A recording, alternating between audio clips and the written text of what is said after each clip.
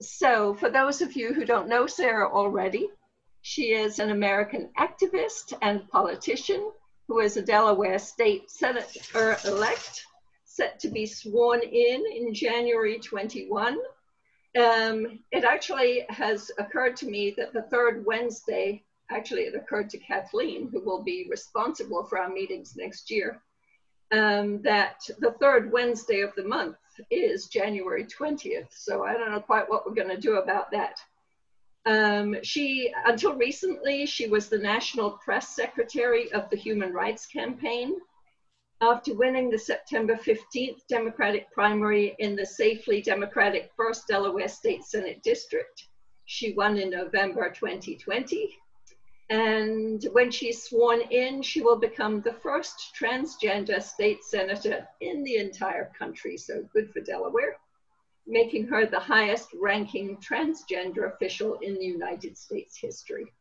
And I'm just delighted to welcome Sarah. I look forward to getting to know her better through her words and to find out how her campaign went. And Sarah, it's up to you. I'm now muting myself.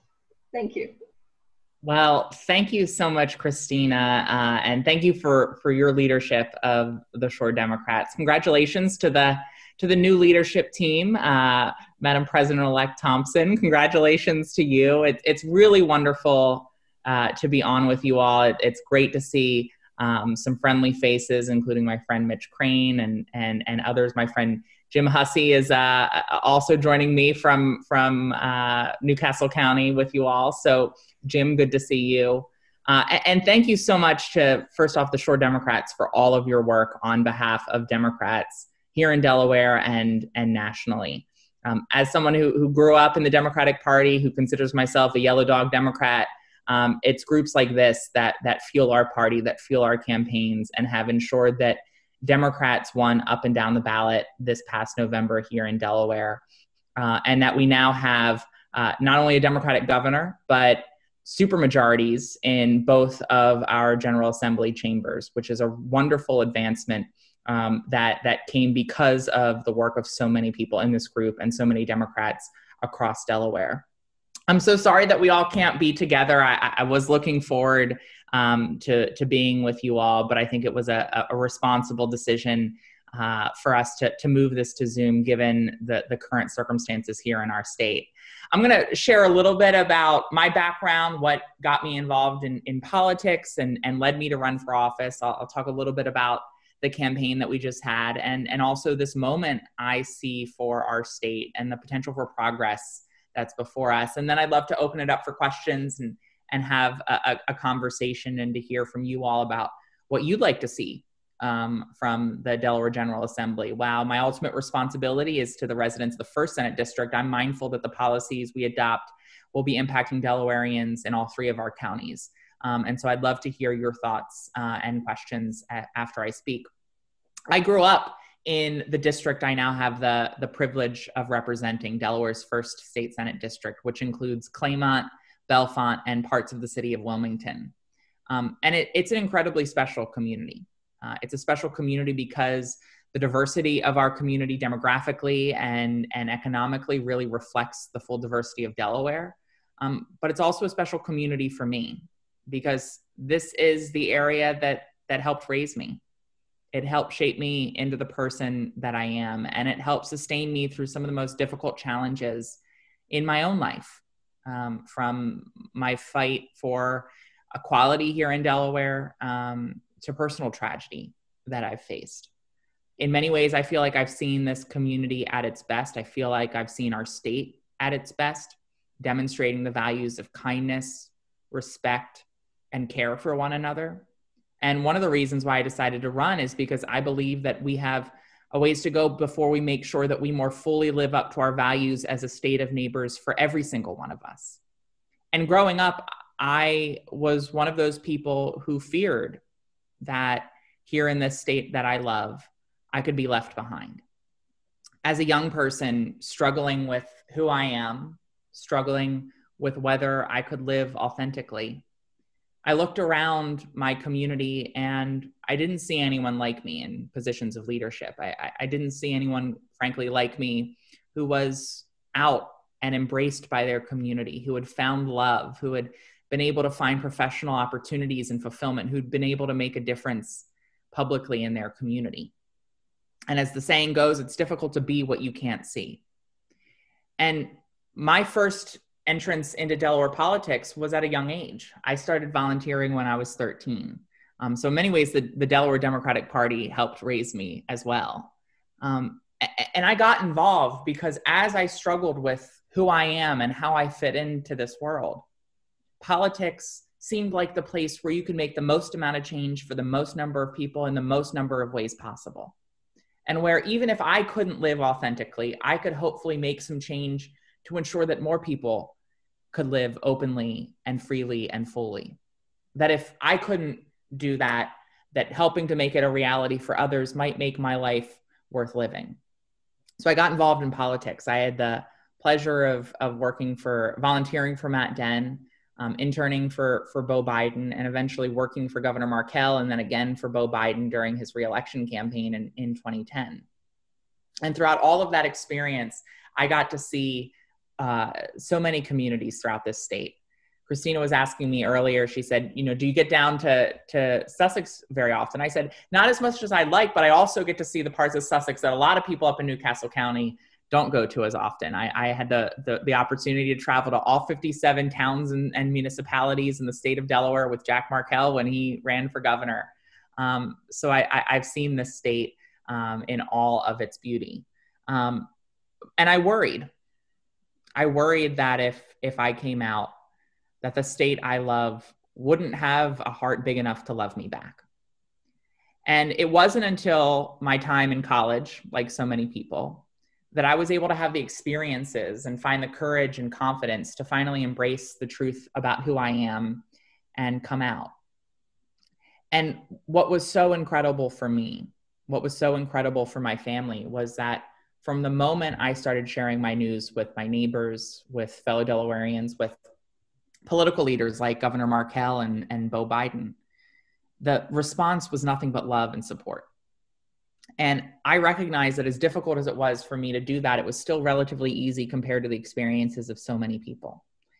And I then began my involvement in equality advocacy here in Delaware, and then eventually in my job with the Human Rights Campaign, to make sure that the privileges that I had were no longer a privilege for a few, but a right guaranteed to everyone.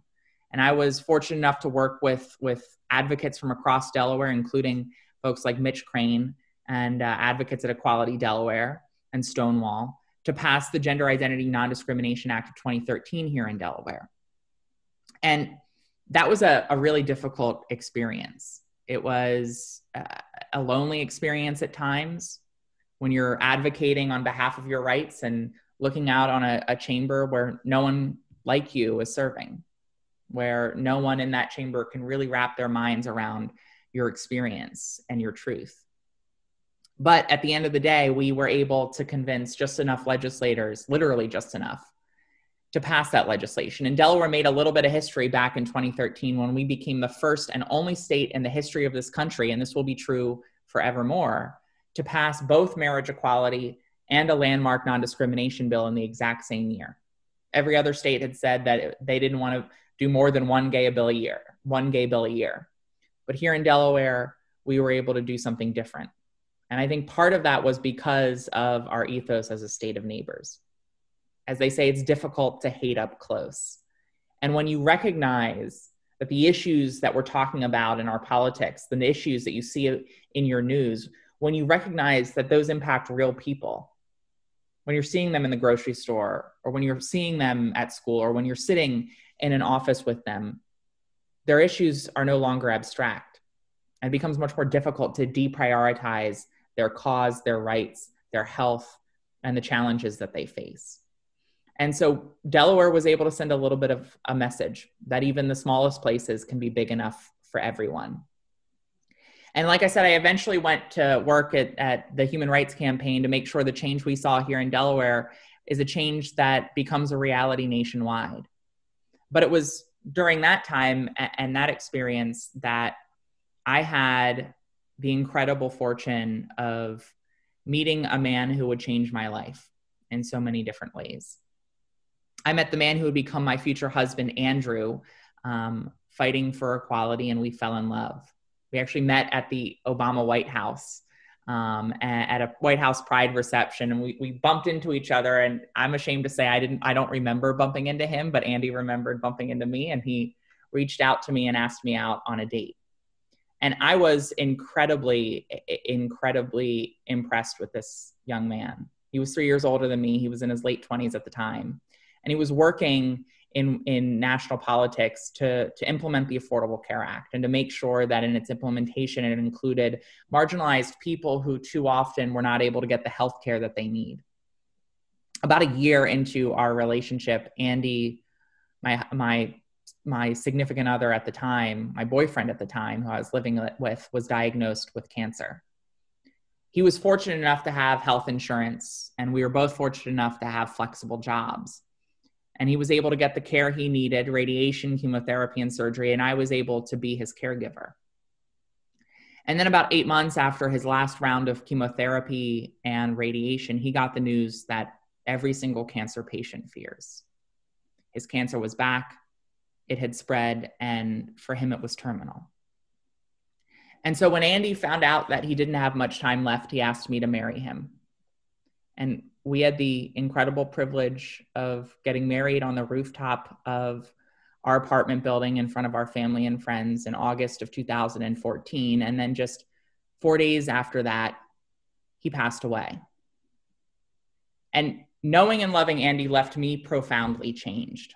He taught me how to love and be loved. He taught me how to live the values I fight for at work in my own life. But more than anything else, my relationship with Andy underscored for me that change cannot come fast enough, that every single day matters when it comes to building a world where every person can live their life to the fullest.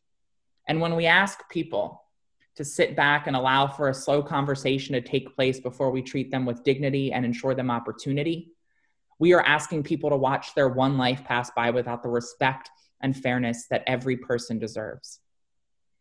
And as difficult as that experience was, as hard as that experience was, it also left me with a deep and abiding optimism and hope in the goodness of people.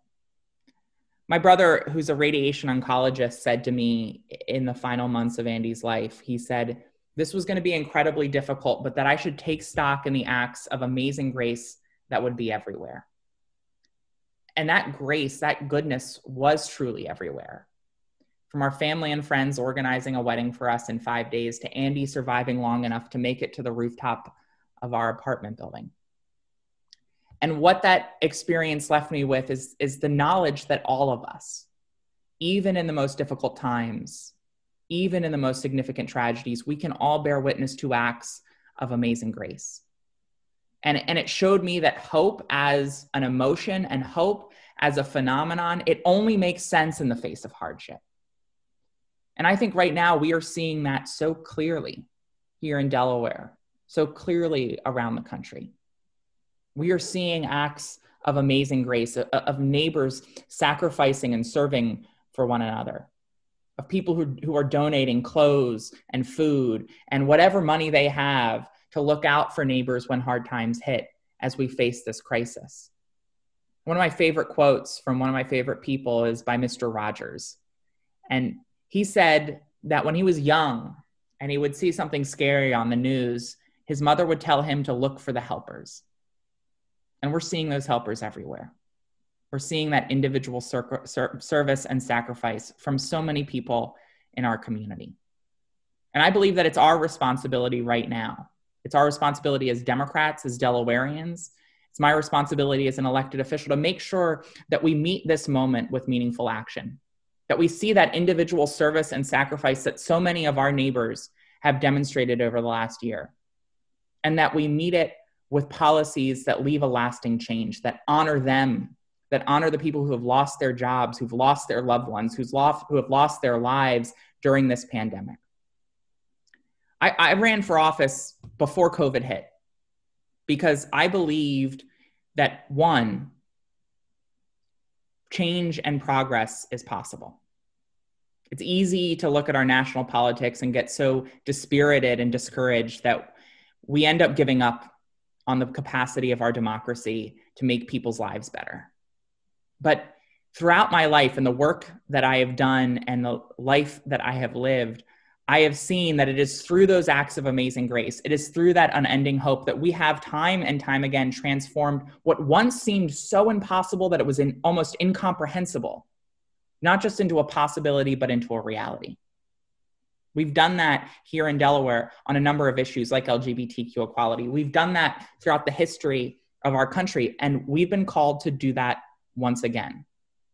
And state legislatures are uniquely capable to meet that moment, to fulfill that responsibility, to honor those who've lost so much from their lives to their livelihood in this crisis. And they're uniquely capable for two reasons. One, most of the issues that matter to us on a daily basis are handled at the state level. From education to healthcare in part, to the roads and the infrastructure that we need to not just live our lives, but to get the services that we need. From criminal justice reform, from worker rights. State legislatures have the power to influence and impact our lives in a whole host of ways. But also they're uniquely positioned to meet this moment because of both their historic role and their current role in the face of gridlock in Washington, where state legislatures can be the laboratories of democracy for big ideas that meet the scope and the scale of the challenges we face. And from the start of this campaign, I've said that Delaware is at an inflection point. For 50 years, we were able to rely on one or two industries to really help drive our economy. But we've been forced to write the next chapter of Delaware's economy. And as we were writing that chapter, we also were forced, because of the COVID-19 crisis, to reimagine so much in our communities, to reimagine how we work, to reimagine how we learn, to reimagine how we connect with one another. And so that natural inflection point here in Delaware that has come long before COVID, coupled with this historic moment that has required us to reimagine so much, allows us to reimagine our world not as it was, but as it should and as it could be, and to build an economy as we recover from this crisis that more fully works for every single family and for every single Delawarean. And because of the work that so many of you have done, because of our increased majorities in the Delaware General Assembly, we are now in a unique position to lead this country, to pass a higher minimum wage that offers a livable wage for families so that no one is forced to choose between paying the rent or paying their medical bills. We are now in a position where we can learn the lesson of this moment. Right after COVID hit, Delaware made the compassionate and common sense decision to expand our unemployment benefits to create what was effectively a temporary pandemic medical leave program. Delaware is now the only state with a Democratic trifecta where Democrats control everything, with a Democratic trifecta that existed before 2018 to have not yet passed a universal paid family and medical leave bill. And I think one of those lessons from this crisis is that no one should have to give up their income in the face of illness. And so I believe we're uniquely positioned to be able to pass a universal paid family and medical leave bill here in Delaware so that we ensure that the value at the heart of our response to COVID exists no matter whether you're facing a global health pandemic or an individual health crisis, regardless of whether you're facing COVID or cancer. A lawsuit by the ACLU has thrust into the General Assembly a unique and historic opportunity to reform our educational system so that it actually meets the needs of every single student, regardless of their race and their zip code. And this past summer's historic and once-in-a-generation call for racial justice has allowed us to really reimagine community and public safety so that it actually protects the dignity and safety of every single person in every single community. And so we are at the confluence of significant challenges, historic inflection points, and unprecedented opportunities for progress here in Delaware to allow us to more fully live up to our values as a state of neighbors and to allow us to more fully live up to our moniker as the first state. And so I'm optimistic, I'm hopeful. And I'm hopeful because of that opportunity that's before us. I'm hopeful because of the progress that I've seen. And I'm hopeful because of the life that I've lived in the last few years. As I mentioned, 7 years ago, I had the chance to fight for a landmark non-discrimination bill here in Delaware. 7 years ago, I stood on the floor of the Delaware State Senate with tears in my eyes, sharing my story with my parents by my side and asking for the equal protection of Delaware's laws. And as I looked out on that chamber, I felt alone. As good and as compassionate as the members were, there was no one like me there. But the idea that someone like me could be sitting in one of those desks at that moment seemed so impossible that it was incomprehensible. And now, 7 years later, I get to take that same drive down to Dover from the same community that I drove down from 7 years ago, to stand on that same floor as the newly elected state senator for Delaware's 1st state Senate district and to fight for opportunity and dignity for every single one of my neighbors. That is change. That is progress. And while it doesn't solve all of our issues, it's where we begin. It's how we create a democracy that more fully reflects all of our voices, and in doing so, more fully meets all of our needs.